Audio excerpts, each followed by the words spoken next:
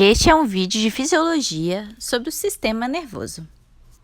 Vamos iniciá-lo falando da divisão do sistema nervoso. Bom, ele é dividido anatômica e funcionalmente. Quando a gente fala da anatomia, ele pode ser dividido em sistema nervoso central e sistema nervoso periférico. E o sistema nervoso central é dividido em encéfalo e medula espinal, sendo que no encéfalo estão contidos o cérebro, o cerebelo e o tronco encefálico. Falando do sistema nervoso periférico, podemos falar dos nervos e gânglios, sendo que os nervos são divididos em nervos cranianos e nervos espinais. Quanto à divisão funcional, nós podemos dividi-la em somática e visceral. Basicamente, a somática é aquela que age nos músculos esqueléticos, e a visceral é a que age nos músculos lisos, cardíacos e nas glândulas. A divisão visceral pode ser ainda dividida em sistema nervoso autônomo e entérico, sendo que o sistema nervoso autônomo é o que contém o sistema simpático e o sistema parasimpático. E o sistema nervoso entérico a gente vai falar mais para frente como falamos da fisiologia do sistema gastrointestinal. Antes de entrar a fundo no sistema nervoso autônomo, eu queria falar um pouquinho das vias aferentes e vias eferentes. Essas vias, elas são responsáveis por levar o estímulo até o sistema nervoso central e do sistema nervoso central ao músculo ou ao órgão que irá efetuar a ação. Quando eu falo de uma via aferente, eu falo daquela que recebe o estímulo e leva até o sistema nervoso central para que ele processe esse estímulo. Já quando eu falo de uma via eferente, eu falo de neurônios motores somáticos ou neurônios autonômicos que levam o estímulo do sistema nervoso central para o órgão efetor, seja ele um músculo esquelético, músculo liso ou cardíaco, as glândulas, tecidos linfáticos ou o tecido adiposo. Agora que você já sabe de tudo isso, eu vou focar na via eferente do sistema nervoso autônomo, que é aquela que vem do sistema nervoso central e vai para o tecido alvo. Bom, essa divisão autonômica possui dois neurônios, um neurônio pré-ganglionar, que sai do sistema nervoso central e se encontra no gânglio, e um neurônio pós-ganglionar, que sai desse gânglio e vai até o tecido alvo. Essa é uma diferença muito importante entre o sistema nervoso autônomo e o sistema nervoso somático, porque no sistema nervoso somático a gente tem um único neurônio saindo do sistema nervoso central e indo até o alvo. O SNA pode ser dividido em duas vias antagônicas, na maioria das vezes, que é o simpático e o parasimpático. O sistema simpático é conhecido como sistema de luta ou fuga, e o sistema parasimpático por ser de descanso ou digestão.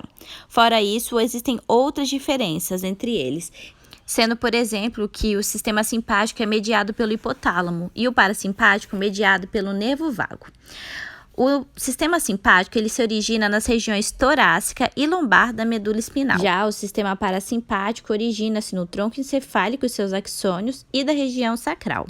Uma outra coisa importante é que a maior parte dos gânglios no sistema simpático está próximo à medula e nos gânglios parasimpáticos estão próximos ao alvo.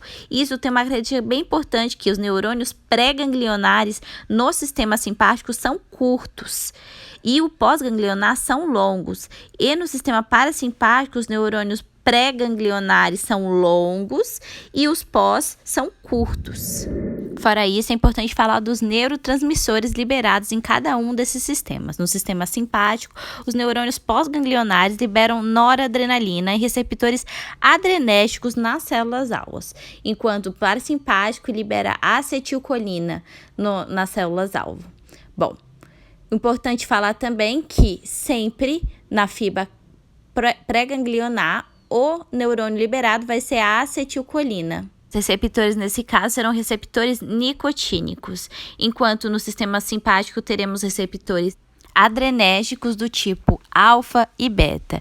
Esses receptores respondem de forma diferente à adrenalina ou à noradrenalina e também vão responder com intensidade diferente dependendo do tecido. E quando a gente fala da acetilcolina, a gente está falando de receptores colinérgicos, que podem ser do tipo nicotínico, como aquele que eu já falei na fibra pré-ganglionar, ou muscarínicos, que são normalmente encontrados nas junções neuroefetores de subdivisão parasimpática. Fora isso, eu queria falar da medula adrenal. A medula adrenal, ela é um tecido neuroendócrino especializado e associado ao sistema nervoso simpático, conhecida como um gânglio simpático modificado. Ela secreta adrenalina e noradrenalina. Bom, agora eu quero falar mais um pouquinho sobre o sistema nervoso central, focando na célula e na comunicação que existe entre elas. Basicamente, o sistema nervoso central possui apenas 2 tipos de células, que são neurônios e as células da glia. Os neurônios, eles recebem, transmitem e processam o estímulo, e as células da glia, elas são responsáveis pela sustentação, alimentação e a proteção desses neurônios para manter a homeostase. As células da glia, elas podem ser divididas em astrócitos, células epidimárias, microglias, oligodendrócitos e células de Schwann. E os neurônios, eles é só um tipo que existe, mas ele é classificado quanto à estrutura ou quanto à sua função.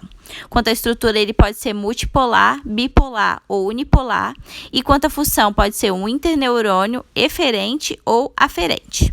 Esses neurônios são capazes de se comunicar fazendo a transdução do sinal, que é quando o receptor sensitivo faz a conversão da energia em um estímulo para um potencial graduado.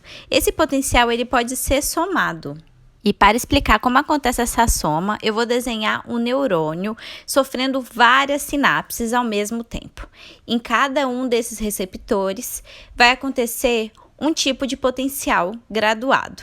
Então, nós temos os potenciais, eles podem ser potenciais excitatórios, que são chamados de PEPs, ou potenciais inibitórios, que são chamados de PIPs. Todos esses potenciais que chegam ao corpo celular são somados e, caso eles sejam positivos, eu tenho um potencial de ação que corre pelo axônio. Os potenciais de ação, eles são do tipo tudo ou nada. Então, se eles iniciarem, eles vão acontecer. Não é como um potencial graduado, que você precisa que tenha um somatório que seja positivo. Com a ocorrência do potencial de ação, eu tenho a liberação de neurotransmissores, que são os responsáveis pela sinapse. Agora eu vou voltar um pouquinho no potencial de ação dos neurônios.